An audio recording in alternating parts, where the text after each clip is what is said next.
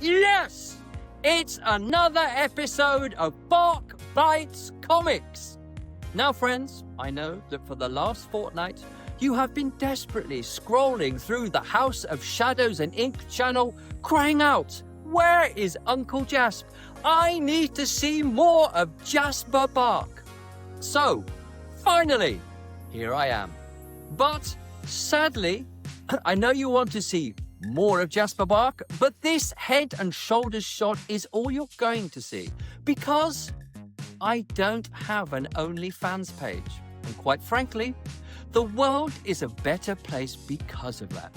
But if you do need a little more Jasper in your life, then why not check out the Ultimate Horror Anthology, the regular podcast that I do with the eminent author Kit Power. Or if you want to cyberstalk me, you can check me out at www.jasperbark.com. Do you like how I jinglified that? Or even Horror of Horrors. If you have far too much hard-earned cash and want to spare a few of those shekels for a hard-up author, why not invest in a copy of Draw You In or Dead Scalp, my two latest books from those lovely people at Crystal Lake Publishing. We'll leave links to all of these in the comments section below. But enough egregious product placement, because I know why you're really here, and that's for the horror comics. What horror comic should you be reading right now? Well, I don't think you can do any better than Beneath the Trees When Nobody Sees, written and drawn by Patrick Horvath. Beneath the Trees When Nobody Sees is set in the fictional small town of Woodbrook, a rural idyll that's also inhabited entirely by anthropomorphic animals. Imagine, if you will, a sort of cross between Cabot Cove and the world of Richard Scarry. Throw in some Berenstein bears and Arthur and a little bit of Sylvanian families, and you'll get the idea. Now, at this juncture, you may be asking yourselves, Jasp, I thought we were talking about horror comics. And I promise you, my friends, we most definitely are. Because the fact that Beneath the Trees Where Nobody Sees looks like a funny animal book only throws into sharp relief the extremely visceral and highly sinister elements of its story. Our protagonist is Samantha Strong, a grizzly bear who runs the town's local hardware store.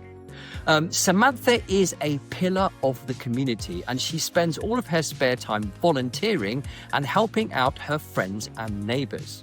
But Samantha has urges, deep, dark urges that can only be satisfied by driving to the big city, abducting complete strangers, murdering them, and then burying their bodies in the woods, beneath the trees, where nobody sees.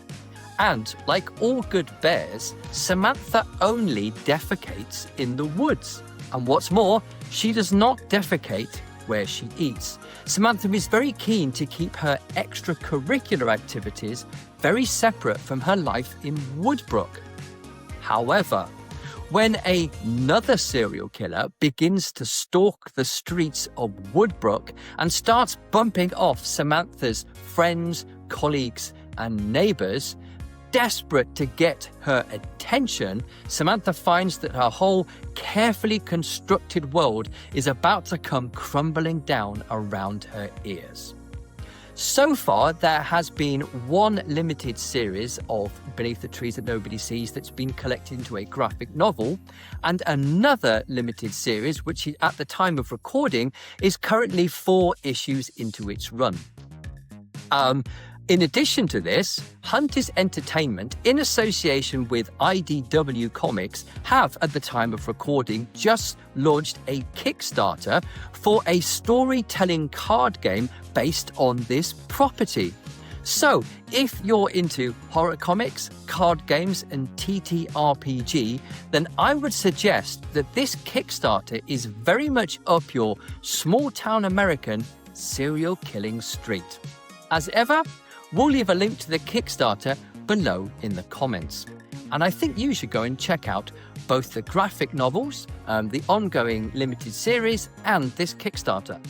Who else should you throw your hard-earned cash at?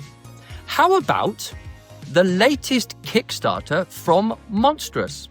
Have you ever wanted to read a graphic novel based on the legendary pulp magazine Weird Tales?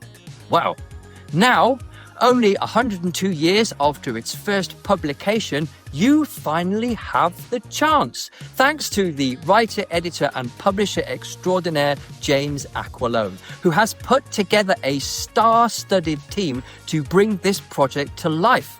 It comes replete with a cover from superstar artist Kenny Jones and new stories from such luminaries as Jonathan Maberry, Nancy A. Collins, and Steve Niles, along with adaptations of classic stories by such legendary figures as C.L. Moore, H.P. Lovecraft, Ray Bradbury, and Robert E. Howard.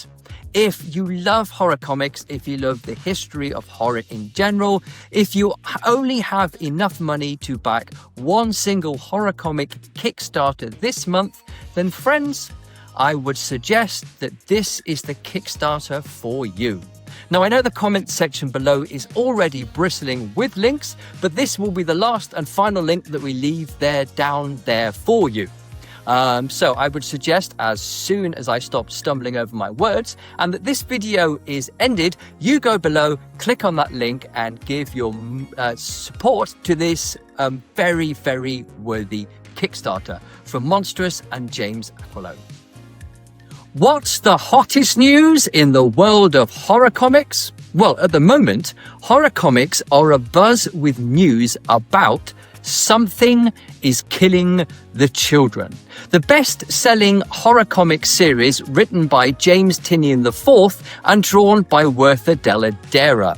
At some point, we will do a really deep dive into this series because it really is worth your time and attention.